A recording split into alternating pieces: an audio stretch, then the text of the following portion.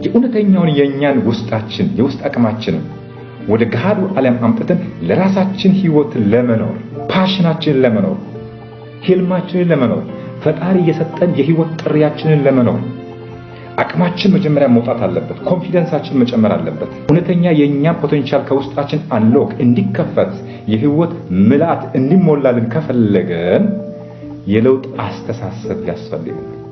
ምንድነው የለውጥ አስተሳሰብ? ፈተናን ሸሽተን ችግርን ሸሽተን መለወጥ አይቻልም። we are stagnant። በዚያ ቦታ ነው የምንበሰብሰው የምንቆመው። አንድ አይነት ህይወት እድሜ ልካችንን የምንኖረው ማለት ነው። ለለውጥ ስንነሳ ሁሉ ጊዜ ፌለሪቲ አለ፣ ችግሮች አሉ፣ ቻሌንጆች አሉ፣ የሰው ትችት አለ፣ የገንዘብ እጥረት አለ፣ የእውቀት እጥረት አለ፣ የስኪል ችግር አለ። ይሄ ሁሉ እንዳለ አምኖ ጉዞን የጀመረ ሰው ነው የለውጥ አስተሳሰብ ያለው ሰው። በለመድኩት ዘይቤ ህይወቴን እኖራለሁ። እኛ እንደዛ እንላለን። ዓለም ግን እንደዛ እየሄደች አይደለችም። በየሰከንዱ በየእንትኑ የተለወጠች ነው። ሳንወድ በግድ ጫናኛ ላይ ያሳደረች ነው ዓለም ራሱ።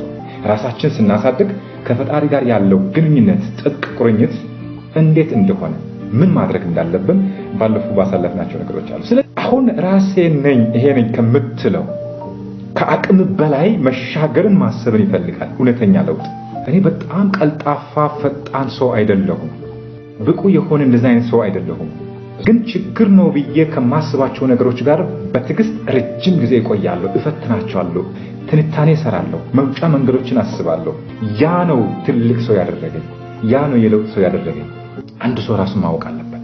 የብዙ ነገሮች ችግሮች ራሳችንን አናውቅም፣ ያለን አቅም አናውቅም፣ የህይወት ጥሪያችንን አናውቅም፣ ፓሽናችንን አናውቅም።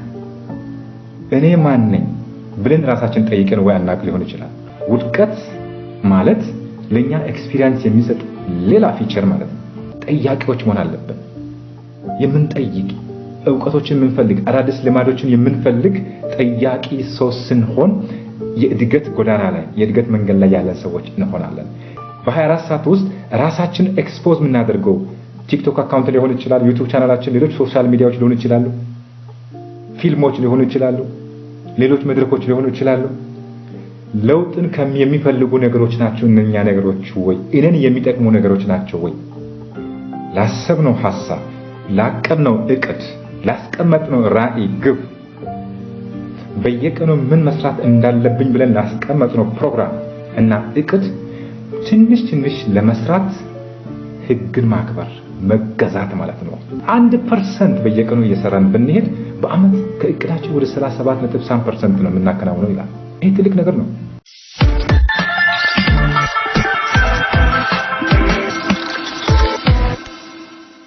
ሰላም ጤና ይስጥልን ውድ የእይታ ዩቲዩብ ቻናል ቤተሰቦች እንደምን ቆያችሁ? እኔ እግዚአብሔር ይመስገን በጣም ሰላም ነኝ። ይህ የእይታ ዩቲዩብ ቻናላችን ነው። ቤተሰብ ስለሆናችሁ እናመሰግናለን። ከኛ ጋር ስለሆናችሁ እናመሰግናለን። ለዚህ ቻናል አዲስ የሆናችሁ ሁሉ ሰብስክራይብ፣ ላይክ፣ ሼር አድርጉ። ዋናው ሜን ቶፒካችን የነበረው እንደምታስታውሱት የውስጣችንን ኃይልና አቅም ወደ ውጪ አውጥተን ስጋ አልብሰን እንዴት መጠቀም እንደምንችል፣ ያንን የውስጣችንን ኃይል ወደ ውጪ ለማውጣት ደግሞ ምን ያክል ቴክኒካል ነገሮች ምን እንደሚያስፈልጉ ጀምረን ነበር። ኦፕራ ዊንፍሬይ በዚህ ትምህርት ላይ አንድ ሰው የውስጡን አቅም ወደ ገሃዱ ዓለም ለማውጣት ለመጠቀም ሌሎችንም ለማገልገል መለማመድ ያለባቸው 5 ልማዶች ይኖራሉ ትላለች። መለማመድ ያለብን 5 ነገሮች አሉ። አንድ ሰው የውስጡን አቅም አውጥቶ በኮንፊደንስ ህይወቱ ላይ ተግባራዊ ለማድረግ ለመኖር ለሌሎችም ለመጥቀም ስጋ ለማልበስ በገሃዱ ዓለም ላይ ለራሱም ተጠቅሞ ሌሎችንም ለመጥቀም ለማገልገል የውስጡ አቅም መውጣት አለበት። ይህንን የውስጣችንን አቅም ለማውጣት ደግሞ 5 ቴክኒካል የሆኑ ልምምዶች አሉ ትላለች ኦፕራ ዊንፍሬይ። ባለፉት መርሃ ግብሮቻችን በደንብ አይተናቸዋል። በተለይ 3ቱን በደንብ አይተናል። ለማስታወስ ያክል የውስጣችንን አቅም አንሎክ ለማድረግ ከፍተን ስጋ ለማልበስ በኑራችን ለመጠቀም ኮንፊደንሳችን አንደኛው መንገድ ሰልፍ ቢሊቭ ወይንም ራስን ማመን የሚባል ቴክኒክ እንደሆነ ያንን ሰልፍ ቢሊቭ ወይንም ራስን ማመንን መለማመድ እንደሚገባን ባለፈው ሳምንታት በነበረን ቆይታ አይተናል።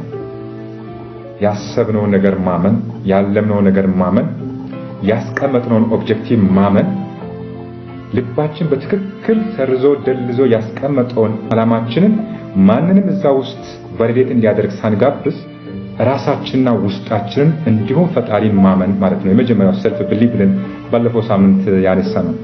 ሁለተኛው መንገድ የውስጣችን አቅም ፈጣሪ የሰጠን አቅም በልምምድና በትምህርት ያመጣነውን የውስጥ አቅማችን ያሳደግነው አቅማችንን ሳንፈራ ሳንሸማቀቅ የማንንም ማረጋገጫ ሳያስፈልገን ወደ ህይወት አምጥተን ወደ ገሃዱ ዓለም አምጥተንና ስጋ ለብሰን ለመለማመድ ሁለተኛው ነገር ምንድነው?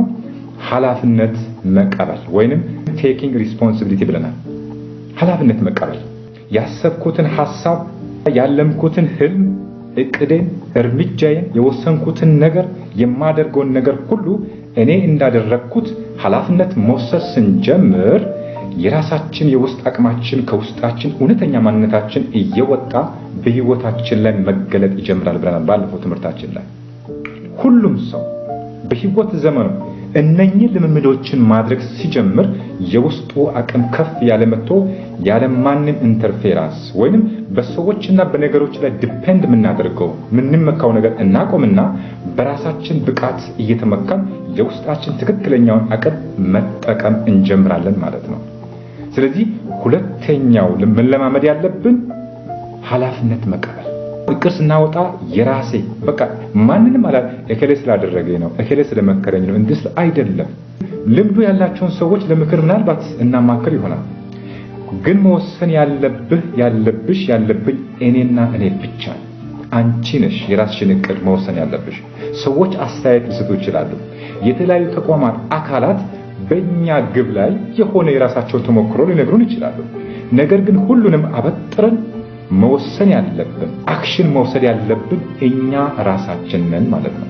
ይህ ቴኪንግ ሪስፖንሲቢሊቲ አንድ ሰው በህይወቱ ላይ ኃላፊነት መውሰድ ይባላል። ይህንንም ባለፈው ሳምንት ተማምረናል።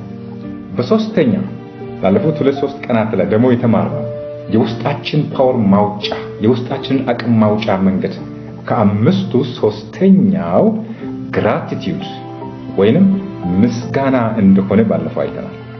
በጣም ደስ የሚል ቶፒክ ነበር።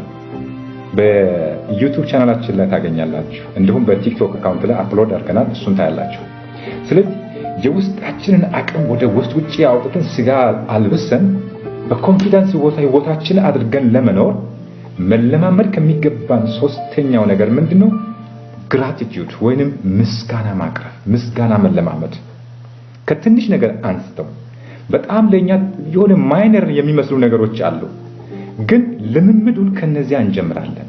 አመሰግናለሁ፣ ፈጣሪን እናመሰግናለን፣ ሰዎችን እናመሰግናለን፣ ተፈጥሮን እናመሰግናለን።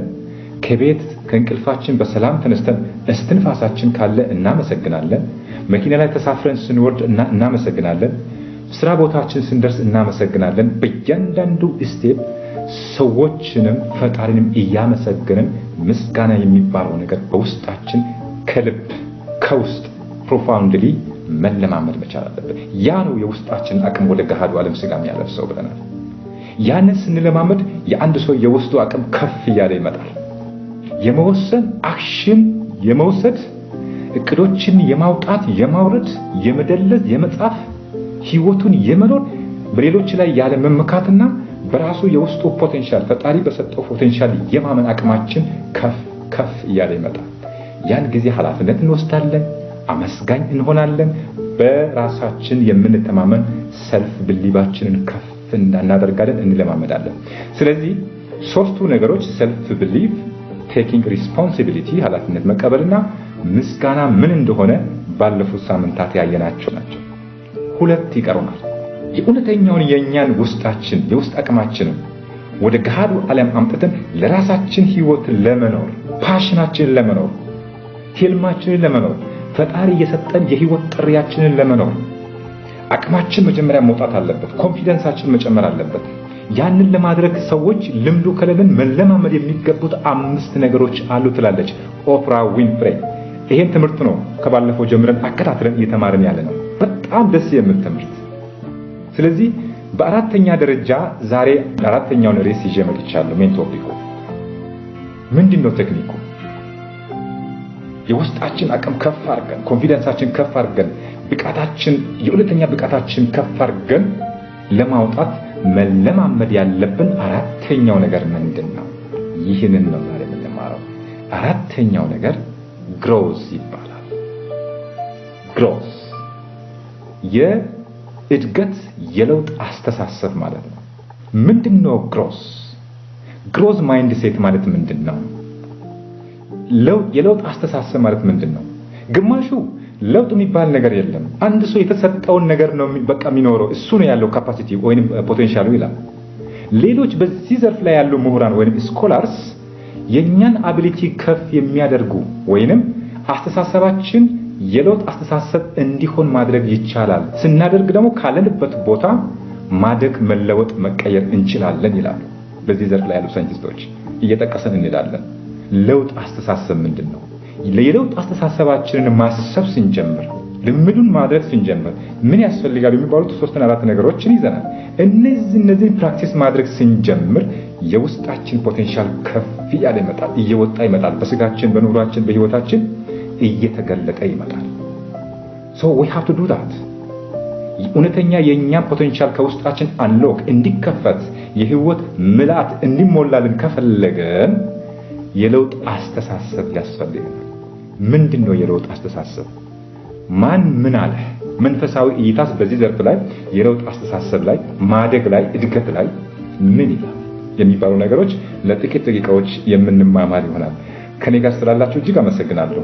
ቤተሰቦች ለዚህ ቻናል አዲስ የሆናችሁት ፎሎ ያላደረጋችሁት ፎሎ አድርጉ፣ ለሌሎችም ይድረስ። በጣም አስፈላጊ ትምህርት ነው። መድረክ ላይ በዚህ በሶሻል ሚዲያ ፕላትፎርም ላይ በተለያዩ ፓኬጆች ይሄን ትምህርት እናስተላልፋለን። ላይክ አድርጉ፣ አበረታቱን እንላለን። እጅግ ውድና ደስ የሚል ትምህርት ነው። ስለዚህ ግሮዝ ምንድነው? በመጀመሪያ ነገር ለውጥ እድገት ማለት ህይወታችን ሙሉ ያለ መቆም ህይወታችን እስከሚያልፍ ድረስ ከኛ ጋር የሚሄድ ነገር ነው። ያ ማለት it is a lifelong journey ትላለች ኦፕራ። ህይወታችን ሙሉ ከኛ ጋር የሚሆን ፕራክቲስ የምናደርገው ነገር ነው የለውጥ አስተሳሰብ ማለት። የሆነ ቦታ ደርሰን የምናከትም የምናቆም ነገር አይደለም። ለውጥ እዛ ቦታ ላይ የምንፈልገው ቦታ ላይ ስንደርስ ሌላ ከሱ የተሻለውን በሱ ትራክ ላይ ያለ አዲስ ነገር ደግሞ እናስባለን። ኤክስቴንቱን ከፍ እያደረገን እንመጣለን። አንድ ሰው ትንሽ የቢዝነስ አሰበ፣ ሞቲቭም አለው ፓሽኑም አለ ከተባለ ያን ቢዝነስ እንደምንም ከጀመረ በኋላ እንደዚህ አይነት ሰው ሆናለሁ ብሎ ለ2 ዓመት ለ3 ዓመት ለ4 ዓመት ሊያቅድ ይችላል። ያሰበውን ግብ ሲመታ ደግሞ ስኬል አፕ ያደርጋል፣ ቢዝነሱን ከፍ ያደርጋል። ዕውቀትም ከሆነ ዲፕሎማ፣ ዲግሪ፣ ማስተርስ ከፍ ያለ ይመጣል። በራሱ በሰልፍ ሄልፕም በሶሻል ሚዲያዎች ብዙ ነገር ነው የምንማረው። ዕውቀታችን የምንፈልገው ማንኛውም ነገር ልክ እንደዚሁ ዕውቀታችን ከፍ እናደርጋለን። ዛሬ ይሄን ካወቁ በዚህ ዓመት ይሄን ያህል መጽሐፍ ካነበብኩት፣ በዚህ ዓመት ይሄን ያክል መጽሐፍ በዚህ ዘርፍ ካነበብኩት ቀጣይ ዓመት ደግሞ 30፣ 40፣ 50 መጽሐፎችን በዚህ ዘርፍ ላይ እያነበብኩ ራሴን አሰለጥናለሁ። ይሄ ሁሉ ጊዜ በህይወት ዘመናችን ከኛ ጋር የሚሄድ ነው ማለት ነው። ለዚህ ነው it is a lifelong process። እድሜ ልካችን ከኛ ጋር የሚሄድ ነው ማለት ነው። ሁሉ ጊዜ እንማራለን፣ ሁሉ ጊዜ እንጥራለን። የኛን ትክክለኛ ማንነታችን ደግሞ በዛ ጊዜ ብቅ ያለ ይመጣል፣ ፖቴንሻላችን እየወጣ ይመጣል። so ዲፋይን እናድርግ እስቲ AI overview። እንደለመድኩት AI overview ግሮዝን ሳይኮሎጂካል ግሮዝን ምን ይላል? አጭር ዴፊኒሽን አለ። what is growth? ጉግል ስታደርጉት AI overview እንዲህ ይላል። A growth mindset is the belief that abilities can be developed through effort and practice. People with a growth mindset are open to new experience, embrace challenges, and learn from their mistakes. አዳዲስ ልማዶችን ይማርበታል። ያስተሳሰብ ያለው ሰው new experienceዎችን ይማርበታል። embrace challenges፣ ፈተናዎች ቢኖሩ ችግሮች ቢኖሩ ፌስ ቢያደርጉ ፎርካስትን ቢያደርግ ይሄን ችግር አለብን እንኳን ለመቀበል ዝግጁ የሆነ ሰው ነው የለውጥ አስተሳሰብ ያለው ሰው። እንደዚህ አይነት የስብዕና ግንባታና የህይወት ክህሎት ትምህርቶች እንዲቀርብልዎ ከወደዱ ቻናላችንን ሰብስክራይብ፣ ላይክ ያድርጉ። ለሌሎችም እንዲደርስ ሼር ያድርጉላቸው። እናመሰግናለን። ችሎታችን ለማሳደግ ሁሉ ጊዜ ጥረት ያስፈልገናል። ለውጥ የምናስብ ከሆነ ለውጥ የሚያስብ ሰው፣ ማደግ የሚፈልግ ሰው፣ መቀየር የሚፈልግ ሰው ሁሉ ጊዜ የኛ ችሎታችን ጥረትን ይፈልጋል፣ መንቀሳቀስን ይፈልጋል፣ ነገሮችን መለማመድ ይፈልጋል፣ መነካካትን ይፈልጋል። ያን ጊዜ የለውጥ ማይንድ ሴት አለው ያ ሰው ማለት ነው። በገሃዱ ዓለምም ያን ስጋ ያለበሰ እያሳየ እየኖረበት ይመጣል ማለት ነው። ፈተናን ሸሽተን ችግርን ሸሽተን መለወጥ አይቻልም። we are stagnant። በዚያ ቦታ ነው የምንበሰብሰው የምንቆመው። አንድ አይነት ህይወት እድሜ ልካችን ነው የምንኖረው ማለት ነው ሌላ አባባል። ስለዚህ ለለውጥ ስንነሳ ሁሉ ጊዜ ፌለሪቲ አለ፣ ችግሮች አሉ፣ ቻሌንጆች አሉ፣ የሰው ትችት አለ፣ የገንዘብ እጥረት አለ፣ የእውቀት እጥረት አለ፣ የስኪል ችግር አለ። ይሄ ሁሉ እንዳለ አምኖ ጉዞን የጀመረ ሰው ነው የለውጥ አስተሳሰብ ያለው ሰው ወይንም እያደገ የሚሄድ ሰው ማለት እነዚህን ቻሌንጆችን ኤምብሬስ የሚያደርግ በደስታ የሚቀበል። ቻሌንጆች ከሌሉማ እንዴት እናድጋለን? ስለዚህ ነው AI ኦቨርቪው ላይ ኤምብሬስ ቻሌንጅስ ለርን ፍሮም ሚስቴክስ ከችግራችን ከስህተታችን የምንማር ስንሆን ነው የለውጥ አስተሳሰባችን ከፍ ያለ የሚመጣው። አልሳሳተም የሚባል ከሆነ ምንም አላድግም ማለት ነው። አልሳሳተም የሚል ሰው አያድግም። መሳሳት አለብን፣ ተደጋጋሚ መሳሳት አለብን፣ መውደቅ አለብን። በጀመርነው ኤክስፒሪየንስ ላይ ስንወድቅ ኤክስፒሪየንስ እንለምዳለን፣ ስንሳሳት አዲስ ነገር እንማርበታለን ትላለች። መሳሳታችን ሌሎች በዛ መንገድ የመጡ ሰዎች አልተሳሳቱም፣ አላወቁም። እኔና አንቺ ከተሳሳትን አምነን ከገባን ግን የቱ ጋር እንደምንሳሳት የቱ ጋር እንደተሳሳተን አውቀናል፣ ተምረንበታል ማለት ነው። that is the way to growth mind። ስለዚህ AI ኦቨርቪው በዚህ ነው ዲፋይን ያደረገው።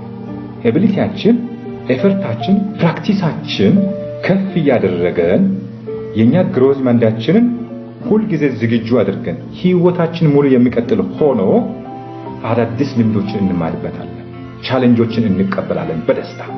ከዛ ቻሌንጆችን እንዴት እንደምናልፍ እየተማረን እየተጋፈጠን ኮንፍሮንት ያደረገን እንመጣለን። ከስህተታችን እንማራለን። 10 ጊዜ 20 ጊዜ መሳሳት አለበት።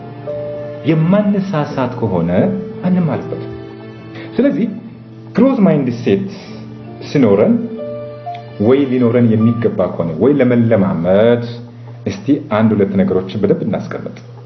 የመጀመሪያው ግሮዝ ማይንድ ሴት የእድገት የለውጥ ማይንድ ሴት ወይ አስተሳሰብ እንዲኖረን አንድ ነገር አስቀምጥ። የመጀመሪያ ካሬጅ ይላል፣ ወኔ ድፍረት ይፈልጋል። በጣም የሚገርም ነው። ደፋር ያልሆነ ሰው እንዲህ ኮንኮ እንክላለ ምን አስለፋኝ፣ እንዲህ ቢሆን ይሄ የለም ምን ቸገረኝ፣ እዚህ ቁጭ ብዬ የሚፈልገውን ነገር አናገኝም። በርግጥ በዛ ቦታ ላይ በጣም የሚገርመው ነገር እሱ ነው። የምንፈልገውን ነገር አናገኝም። የምንፈልገውን ለውጥ እንፈልጋለን ግን አናገኝም። ምክንያቱም ደፋሮች አይደለንም። ወኔ ይፈልጋል፣ ድፍረት ይፈልጋል። የለውጥ አስተሳሰብ ችግሮችን መጋፈጥ ይፈልጋል። ከታች ጀምሮ መነሳትን ይፈልጋል። ያንን መቀበል ይፈልጋል። አይዛ የምንፈልገውን ሰው መሆን አንችልም።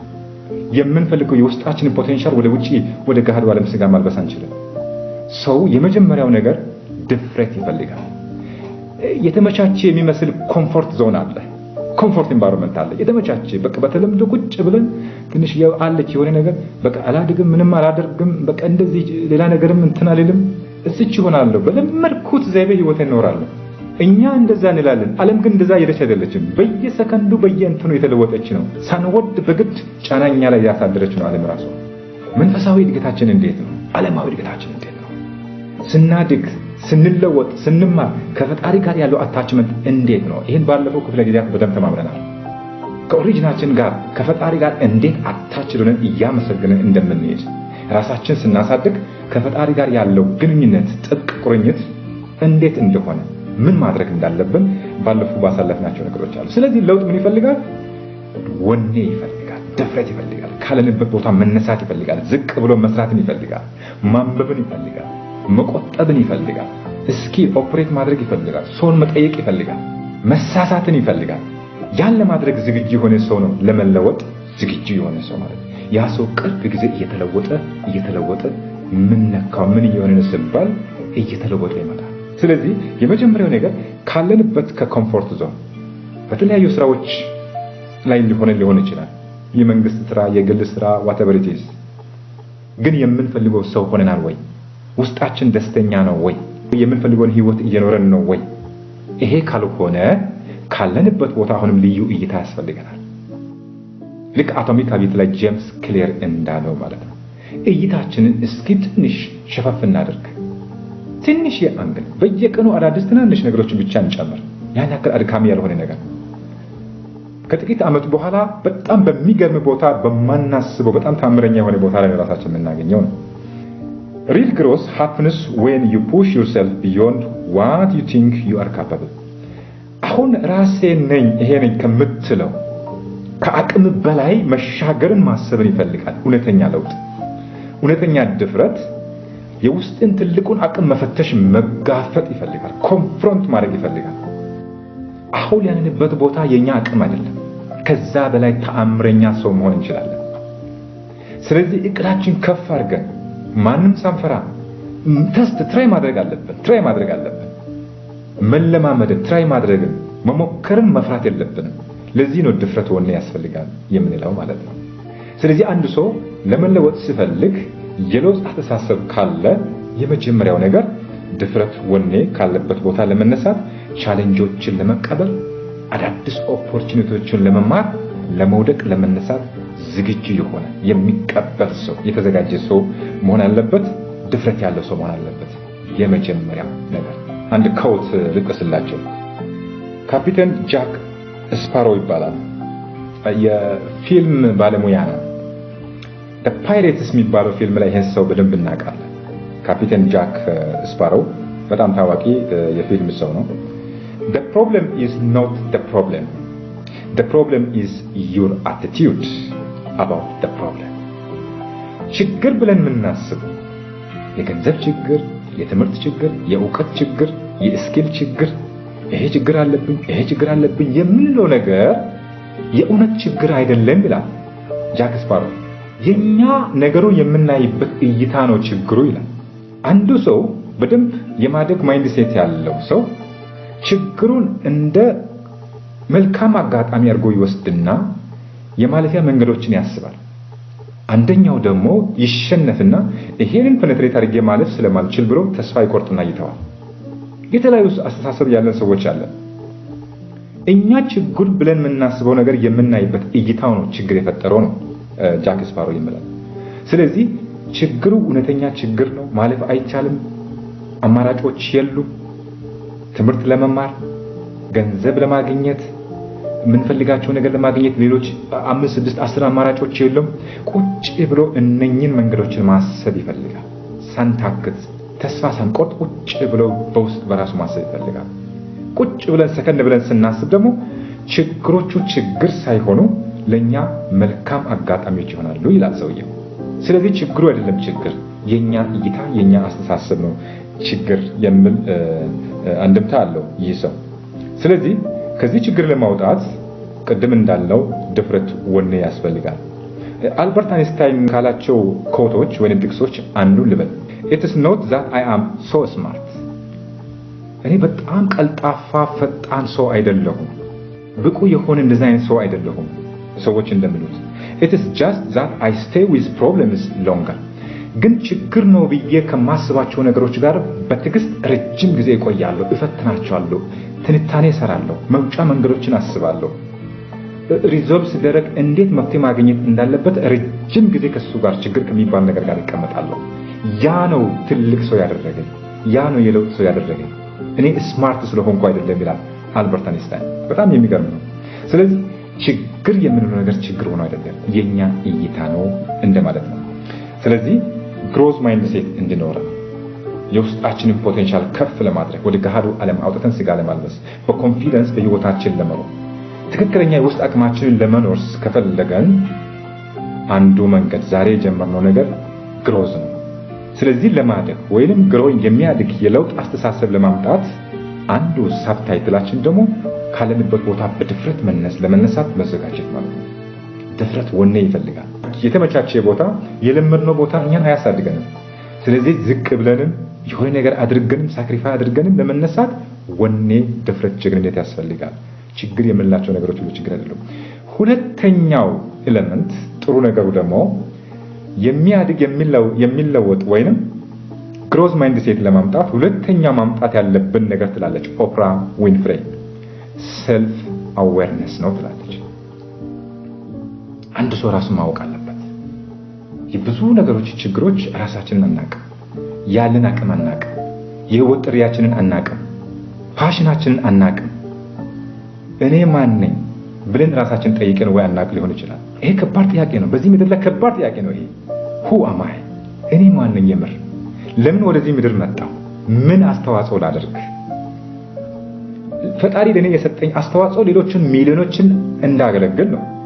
ራሴ ተጠቅሜ ብዙ ሰዎችን እንዲቀይር ነው። ለእያንዳንዳችን የተለያየ የህይወት ጥሪ አለ፣ የተለያየ ፓሽን አለ። አንዱ በራሱ ጥሪ ለያኛውን እንዲያገለግል ነው የመጣ ነው። አንዱ በራሱ ፓሽን የሌለውን እንዲጠቅም እንዲያገለግል ነው፣ እንዲያስተምር ነው የመጣ ነው።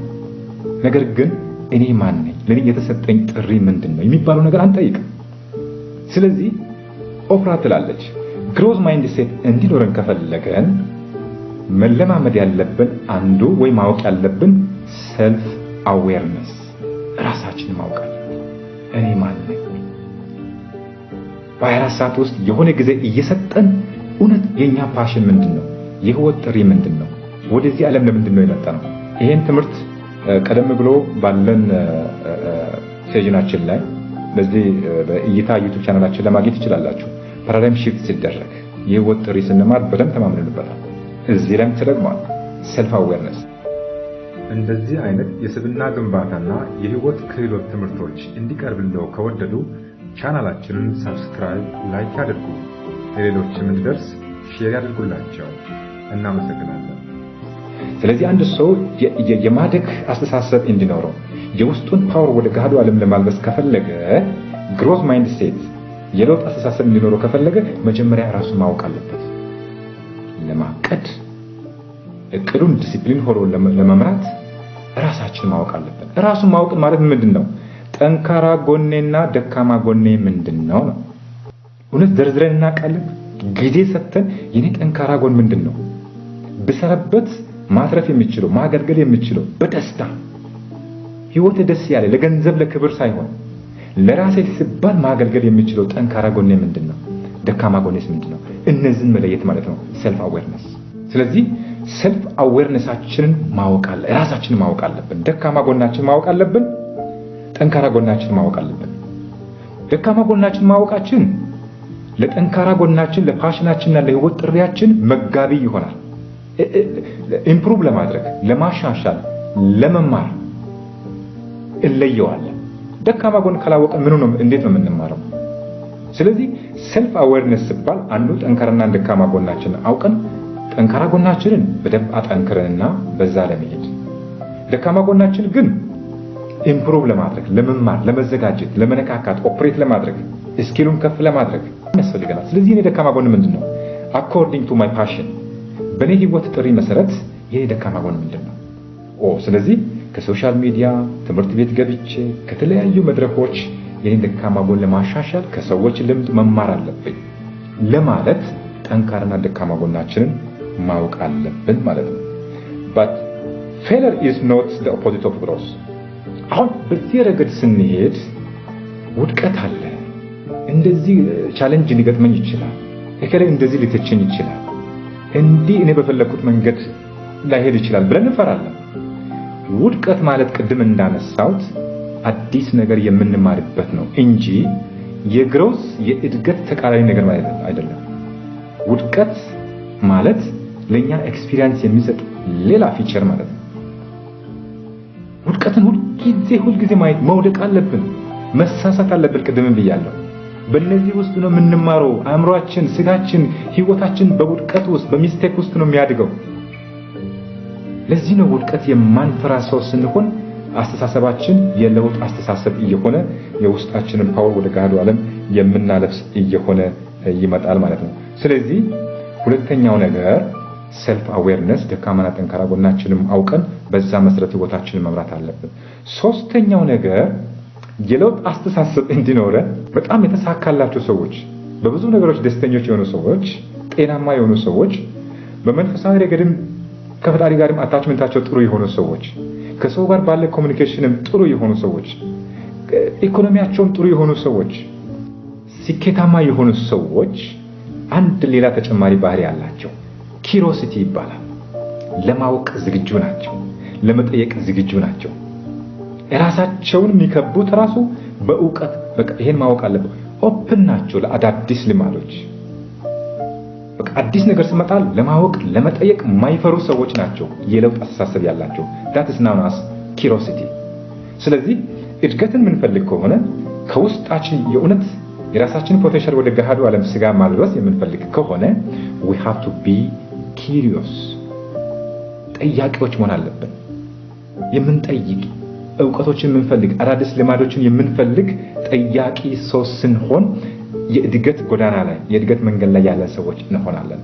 ያ የውስጣችን ፓወር ከፍ ያለ ይመጣል። ያ የግሮዝ ማይንዳችን ወይንም የለውጥ አስተሳሰባችን ከፍ ያደረገ ይመጣል ማለት ነው።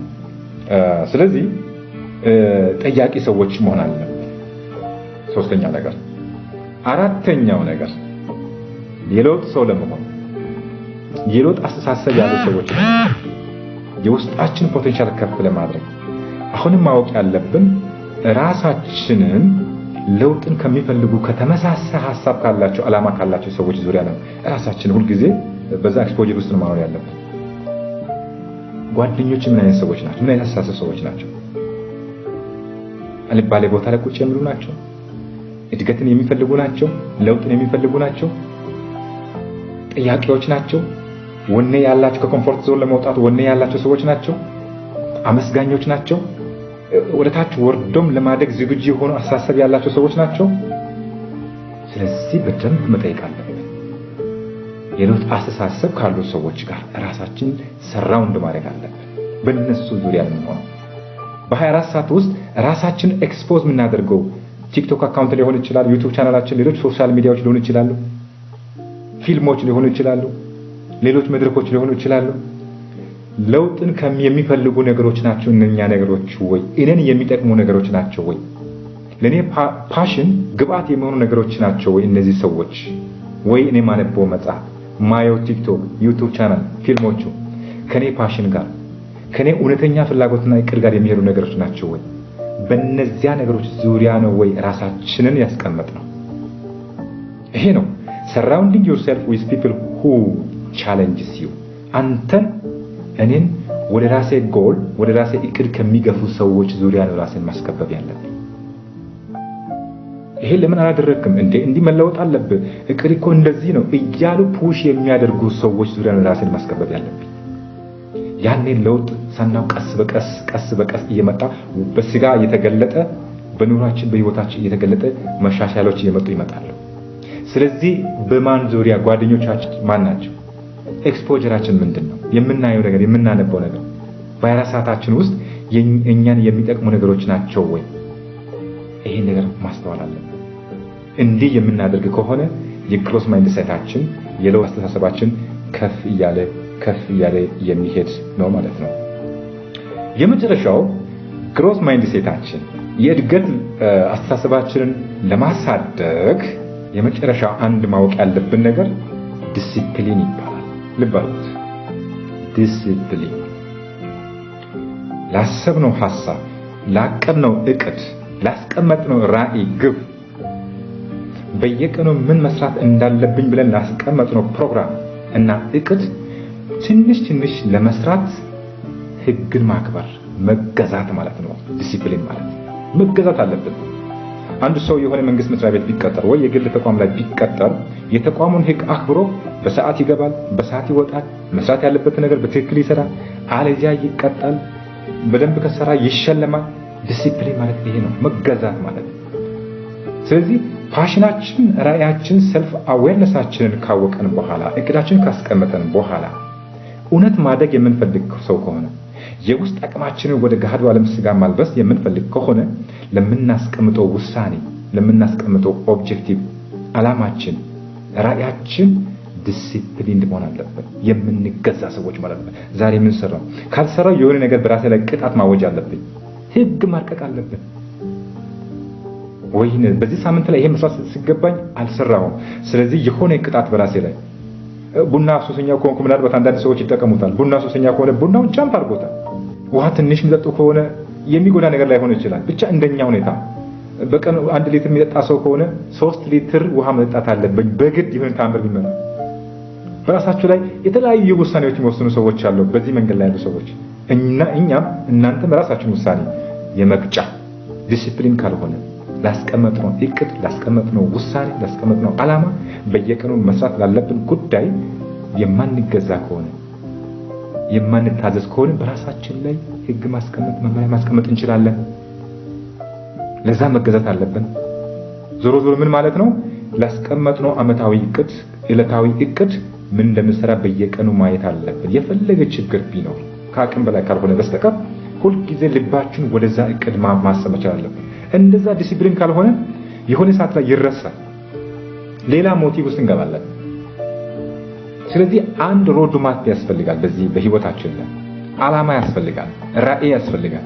የዛሬ 3 ዓመት የዛሬ 10 ዓመት እንደዚህ አይነት ሰው መሆን አለብኝ የሚል ሮድ ማፕ ያስፈልጋል።